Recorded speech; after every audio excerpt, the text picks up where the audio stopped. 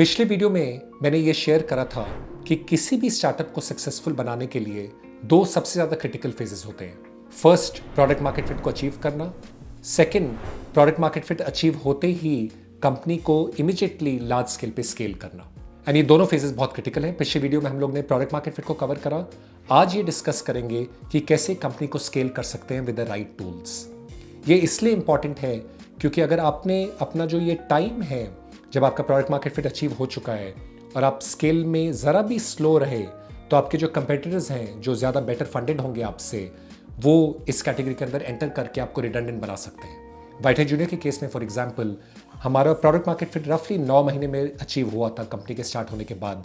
उसके बाद मैंने $10 मिलियन की फंडिंग रेस करी थी स्केल करने के लिए कंपनी। उसी टाइम पे हमारे जो कंपेटिटर्स थे जो रफली 7 to 10 ईयर्स ऑलरेडी थे मार्केट के अंदर, उनके पास रफली $100 to $200 मिलियन का कैपिटल था ऑलरेडी। उन लोगों ने भी कोडिंग फॉर किड्स एंटर करा ये देख के कि वाइट जूनियर को अर्ली सक्सेस मिल रहा है।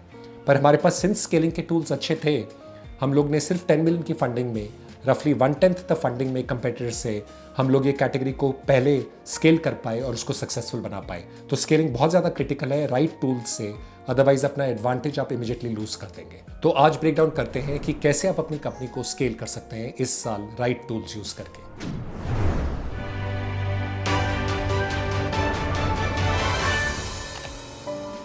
तो कैसे स्केल करें कंपनी को? पहले ऑब्वियसली आपका प्रोडक्ट मार्केट फिट बहुत स्ट्रांग होना चाहिए। अगर आपने पीएमएफ से पहले स्केलिंग करी तो आपका कैश बर्न बहुत ज़्यादा बढ़ेगा और कंपनी बंद हो सकती है। तो आपका पीएमएफ का डेफिनेशन, जैसे कि मैंने पिछले वीडियो में बताया था, मेरा 50-50-50 डेफिनेशन था। जैसे वो 50-50-50 हिट हुआ, 50% NPS, 50% renewal rate, 50% referral as a percent of revenue, तभी मैंने कंपनी की स्केलिंग स्टार्ट करी। उससे पहले बिल्कुल स्केल नहीं करा कंपनी को बियॉन्ड अ सर्टेन लेवल। तो फर्स्ट आपका प्रोडक्ट मार्केट फिट का डेफिनेशन क्लियर होना चाहिए। उसके बाद ये 3 टूल्स। फर्स्ट आपका मैनेजमेंट डैशबोर्ड। ये इंपॉर्टेंट है कि whatever gets measured is the only thing that gets manage. तो आपका मैनेजमेंट डैशबोर्ड जिसके अंदर आप डेटा मेजर करते हैं। सेकंड आपके सिस्टम्स, जहाँ पे एक रूल है, keep them as simple as you can keep them. And third आपका ऑर्गेनाइजेशनल स्ट्रक्चर, जिसके अंदर एक रूल कि you should be creating legends in your organisation. ये 3 रूल से आप एक कंपनी को बहुत ही लार्ज स्केल पे ले जा सकते हैं। तो इनको ब्रेक डाउन करते हैं 1 by 1। तो पहले मैनेजमेंट डैशबोर्ड, ये आपका डेली डेटा का रिव्यू का टूल है। एंड आप ये रियलाइज करेंगे कि अगर आपकी कंपनी का डेटा रिव्यू प्रोसेस मैनेजमेंट के साथ स्ट्रांग है तो आपकी कंपनी बहुत अच्छे से स्केल होगी, क्योंकि आप डेली बेसिस पे आइडेंटिफाई कर पाएंगे कि कंपनी की कोर प्रॉब्लम्स क्या है और उसको इमीडिएटली सॉल्व कर पाएंगे। और अगर ये डेली डिसिप्लिन बना रहा तो कभी भी कोई प्रॉब्लम ज़्यादा देर पे लास्ट नहीं करती। मैनेजमेंट डैशबोर्ड का एक रूल ऑफ 3 है। First, measure everything that's important, because एक कंपनी में whatever gets measured gets managed. And अगर आपके लिए कुछ भी इंपॉर्टेंट है, कोई भी मेट्रिक इंपॉर्टेंट है, तो उसको मेजर कीजिए, अदरवाइज वो मैनेज नहीं होगा कंपनी में। सेकंड, हर मेट्रिक का एक क्लियर ओनर होना चाहिए। एंड थर्ड, आपको डेली डेटा रिव्यू करना चाहिए उन ओनर्स के साथ। तो वाइट जूनियर के केस में for example right from the time the company started November 2018 से आज तक, अगले लास्ट 3 ईयर्स तक, हर रोज़ मैनेजमेंट टीम सुबह 10 से 11 के बीच में हर रोज़ मिलती है, जिसके अंदर वो पूरा डेटा रिव्यू करते हैं एंड आइडेंटिफाई करते हैं कि कहाँ पे क्या प्रॉब्लम्स है और उसको अटैक करके फिक्स करते हैं। एंड अगर आपने ये डिसिप्लिन रखा तो आप रियलाइज़ करेंगे कि बड़ी से बड़ी प्रॉब्लम्स कंपनी की हर रोज़ सॉल्व होती रहती हैं। सेकंड बहुत इंपॉर्टेंट क्राइटेरिया ये है मैनेजमेंट डैशबोर्ड का कि इसके अंदर एक इनपुट मैट्रिक्स भी है और आउटपुट मैट्रिक भी है। Output metric for example sales में रेवेन्यू है। इनपुट मैट्रिक ये है कि एक लीड पे कितनी बार कॉल हुआ है, क्या ड्यूरेशन है उस कॉल का। एंड ये बहुत इंपॉर्टेंट है कि आपके पास आउटपुट और इनपुट मैट्रिक्स दोनों हो, क्योंकि अगर सिर्फ आउटपुट मैट्रिक्स पे आप फोकस करेंगे तो टेंडेंसी रहता है कि आप ब्लेम करेंगे फॉर एग्जांपल सेल्स टीम को कि रेवेन्यू क्यों नहीं आया। बट इनपुट मैट्रिक्स के थ्रू आप इमीडिएटली डायग्नोस कर पाएंगे कि क्या प्रॉब्लम है और उस स्पेसिफिक प्रॉब्लम को अटैक कर सकते हैं। तो ये पहला tool management dashboard. First, are you measuring everything that's important? Second, क्या आप हर रोज रिव्यू करें उस डेटा को? थर्ड, क्या हर मैट्रिक का एक क्लियर ओनर है? ये तीनों का आंसर अगर आपका येस है तो आपका मैनेजमेंट डैशबोर्ड एक बहुत स्ट्रॉन्ग टूल स्केलिंग का तैयार है। सेकंड, आपके सिस्टम्स। यहाँ पर मेरा एडवाइस है कि keep your systems as simple as you can make them, क्योंकि बहुत टेम्पटेशन रहता है कि अपने खुद के CRM या सिस्टम्स डिज़ाइन करिए। पर मैंने देखा है कि 90% आपके जो यूज़ केसेस हैं किसी भी कंपनी के लार्जेस्ट स्केल पर, वो ये जो कॉमन SaaS प्लेटफॉर्म्स हैं जैसे कि सेल्सफोर्स, ज़ेनडेस्क, ये अच्छे से मीट करते हैं। जो 10% यूज़ केसेस नहीं मीट करते उसके अंदर आपको कस्टम डेवलपमेंट करना ही पड़ेगा। एंड विद इन टूल्स भी बहुत ज़्यादा टाइम मत वेस्ट कीजिए उनको कंपेयर करने में, कॉन्ट्रास्ट करने में। फॉर एग्जांपल सेल्स के टूल में हम लोग ने बहुत टाइम वेस्ट करा, Salesforce versus LeadSquared versus कोई और सेल्स का सिस्टम, उसको कंपेयर करने में। बट वंस अगेन मैंने देखा कि कोई भी हाईली रेप्यूटेड SaaS प्लेयर आपके 90% यूज केसेस मीट करेगा और 10% आपको कस्टम डेवलपमेंट करना पड़ेगा। एंड जितना जल्दी आप डिसीजंस ले सके उतना आपका फ़ायदा होगा, क्योंकि सिस्टम्स का लेयर बहुत स्ट्रांग होना चाहिए स्केलिंग के लिए। एंड मैंने टिपिकली देखा है कि किसी भी कंपनी में 3 टाइप के सिस्टम्स होते हैं कॉमनली। एक प्री सेल सिस्टम होगा जिसके अंदर आप कस्टमर को कॉलिंग करेंगे, लीड्स को वार्म करेंगे, एंड उसके लिए एक्सोटेल अमेओ इंडिया में, टॉक टेस्क इंडिया के बाहर हम लोग का इनपुट आउटपुट पूरा ट्रैक हो पाया इन टूल से। सेकंड, आपका एक सेल्स का सिस्टम होगा, हम लोग ने सेल्स फोर्स यूज़ करा एंड हमारे 100 कंट्रीज़ में कस्टमर्स थे एंड सेल्स फोर्स का उसके पूरा का पूरा हमारा रिक्वायरमेंट्स जो था वो सेल्स फोर्स के थ्रू मीट हुआ। एंड थर्ड, पोस्ट सेल्स एक सिस्टम होगा कस्टमर सपोर्ट के लिए, जो हमारे केस में ज़ेंडेस्क था, विच अगेन पूरे के पूरे हमारी नीड्स उसने अच्छे से मीट करे विद सम कस्टम डेवलपमेंट। तो अगर आप ये कोई भी कॉमन SaaS कंपनीज हैं जैसे कि सेल्स फोर्स या पोस्ट सेल्स के लिए ज़ेंडेस्क या प्री सेल्स के लिए एक्सोटेल अमेओ टॉक टेस्क, ये आपके 90% यूज केसेस को मीट करेंगे। तो जल्दी इनको डिसीजंस लेकर अपने सिस्टम्स को बहुत ज़्यादा स्ट्रांग कीजिए। तो फॉर एग्जाम्पल हमारे 1000 लाइव क्लासेस होते थे दिन में जब हमारा प्री स्केलिंग फेज था, जब प्रोडक्ट मार्केट फेज था, और उसके बाद जैसी स्केलिंग फेज स्टार्ट हुआ तो विद इन 3 या 4 मंथ्स हमारे 1000 लाइव क्लासेस से 40,000 लाइव क्लासेस तक पहुंच गया। एंड 40 टाइम्स अगर स्केल बड़ा कंपनी का, अगर सिस्टम स्ट्रांग नहीं थे, अगर सेल्स फोर्स नहीं होता, ज़ेंडेस्क नहीं होता, तो कभी भी हम उस लेवल पे स्केल नहीं कर पाते कंपनी को। तो इसलिए सिस्टम्स बनाइए और उनको बहुत सिंपल रखिए सिस्टम स्केलिंग फेज में। सिस्टम्स का एक सब कंपोनेंट है ट्रेनिंग। ये एक्चुअली हमारा स्केलिंग के टाइम पे काफ़ी वीक था, फिर उसके बाद मैंने करेक्ट करा। एंड अगर मेरा एक रिग्रेट ये है कि हमारा जो ट्रेनिंग है वो बहुत स्ट्रांग होना चाहिए था स्केलिंग फेज के अंदर। जब बाद में हम लोग ने फॉर एग्जांपल सेल्स ट्रेनिंग को स्ट्रांग करा तो उसके अंदर मल्टीपल टच पॉइंट्स डाले। जब कोई आता था वाइट जूनियर में ज्वाइन करता था, न्यू ज्वाइनी, उससे पहले उनको एक क्विज जाता था, उसको उन क्विज का आंसर करना होता था, फिर क्लासरूम ट्रेनिंग होती थी, फिर वाइवाज होते थे, उसके बाद एंजल लीड्स यानी कि ओल्ड लीड्स पे कॉल होता था, एक ट्रेनर उनको हेल्प करता था कॉल करने के लिए। ऐसे करके हम लोग ने 7 टच पॉइंट्स बनाए ताकि हर टच पॉइंट पे जो भी एक नया रिक्रूट आ रहा है उसको बहुत ज़्यादा स्ट्रॉन्ग ट्रेनिंग मिल रही है।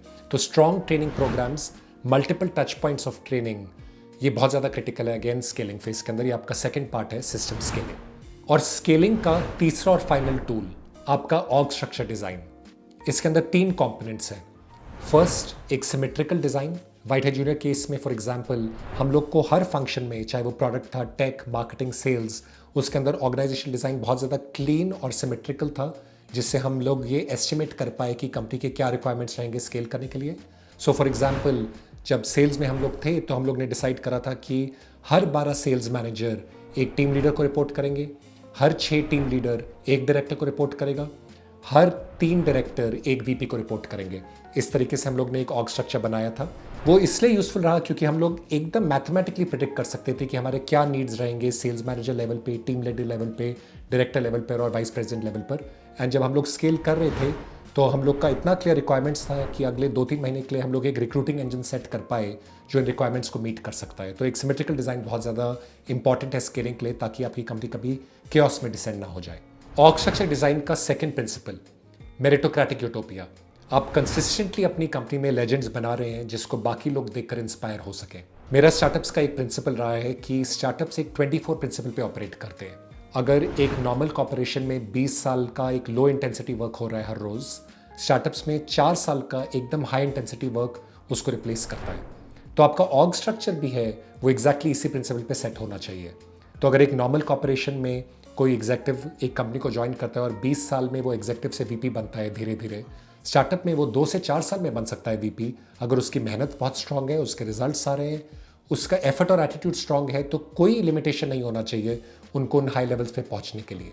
तो फॉर एग्जांपल वाइट है जूनियर के केस में जब हम स्केल कर रहे थे तो हम लोग ने बहुत जूनियर जो लोग थे, जो सेल्स मैनेजर की तरह आए थे, जो टीम लीडर्स बने थे, उन्हें बोला था कि आप एक मिनी सीईओ की तरह ऑपरेट करो और 180 लोग हायर करो स्केलिंग के टाइम पर एंड अपना पूरा ऑर्गेनाइजेशन खुद डिज़ाइन करो। एंड मैंने देखा कि 90% केसेस में लोग रिस्पॉन्ड कर पाए इस प्रेशर पर एंड अपने खुद के टेन्योर से, अपने एक्सपीरियंस से कहीं ज़्यादा लेवल पे एक्ट कर पाए, बिकॉज उनके अंदर वो एफर्ट और एनर्जी थी और वो कमिटमेंट था एक 24 प्रिंसिपल पे ऑपरेट करने का। तो स्टार्टअप का org structure, traditional management structure को ब्रेक करके, जहाँ पर आप टिपिकली IIT IIM वगैरह के हायर्स ढूंढ रहे हैं और बहुत टाइम लगा रहे हैं उन हायर्स को ढूंढने के लिए, जो एक टिपिकल कॉर्पोरेशन में होता है। स्टार्टअप्स के अंदर आप लोग को मौका दीजिए कि वो अपने टेन्योर और एक्सपीरियंस से बियॉन्ड जा सकें, क्योंकि अंदर वो 24 कमिटमेंट है। और ऑर्ग स्ट्रक्चर का तीसरा और फाइनल पार्ट आपका रिक्रूटिंग इंजन। इसको मैं बोलता हूँ कि ये टॉप 1% रिक्रूटिंग इंजन होना चाहिए, कि आउट ऑफ एवरी 100 एप्लीकेंट्स आप सिर्फ एक को सिलेक्ट कर रहे हैं जो परफेक्ट फिट है आपकी कंपनी के कल्चर के लिए और आपके परफॉर्मेंस क्राइटेरिया के लिए। ये अनफॉर्चुनेटली मेरा उतना ज़्यादा स्ट्रांग नहीं था, बाद में जाके मैंने सेटअप करा। लेकिन अगर मेरा एक रिग्रेट है वो ये है कि स्केलिंग के टाइम पे ये रिक्रूटिंग इंजन बहुत ज़्यादा स्ट्रांग होना चाहिए था। बाद में हम लोग ने ये सेटअप करा कि राउंड 1 20 मिनट का होना चाहिए इंटरव्यू का, राउंड 2 40 मिनट्स का होना चाहिए, राउंड 3 पूरे 60 मिनट्स का होना चाहिए। राउंड 1 और राउंड 2 में एकदम जो हमारा टॉप टैलेंट है उन पर्टिकुलर फंक्शंस में उनको फुल टाइम स्टाफ करना चाहिए राउंड 1 राउंड 2 में, ताकि वो बेस्ट लोग को हायर कर पाएँ। एंड राउंड 3 में जो भी कंपनी के वाइस प्रेसिडेंट्स या सीनियर लीडर्स हैं उनका एक बहुत डेडिकेटेड टाइम एलोकेट करना चाहिए। ये सब बाद में हम लोग ने सिस्टम सेटअप करे, रिक्रूटिंग सेटअप करा। बट अगर ये स्केलिंग के टाइम पे करा होता तो अगेन कंपनी का बार बहुत ज़्यादा हाई रहता टैलेंट का, क्योंकि A players always hire A players, B players hire B players, C players hire C players. And अगर आपका ज़रा भी एक बी प्लेयर आ गया मिड लेवल मैनेजमेंट में तो पूरी टीम उनके अंडर एक बी टीम बन जाती है। वो बिल्कुल नहीं होना चाहिए स्केलिंग के टाइम पर। तो स्केलिंग के लिए बस ये 3 टूल्स, आपका मैनेजमेंट डैशबोर्ड, आपके सिस्टम्स और आपका ऑर्ग स्ट्रक्चर, अगर ये स्ट्रांग है तो आपकी स्केलिंग स्ट्रांग रहेगी। साथ में बहुत ज़्यादा इंपॉर्टेंट ये है कि आपकी जो कोर मैनेजमेंट टीम है वो बहुत ज़्यादा स्ट्रांग साथ में रहे इस पीरियड में, क्योंकि स्केलिंग बहुत ज़्यादा टॉल लेता है कंपनी पे और इंडिविजुअल्स पे।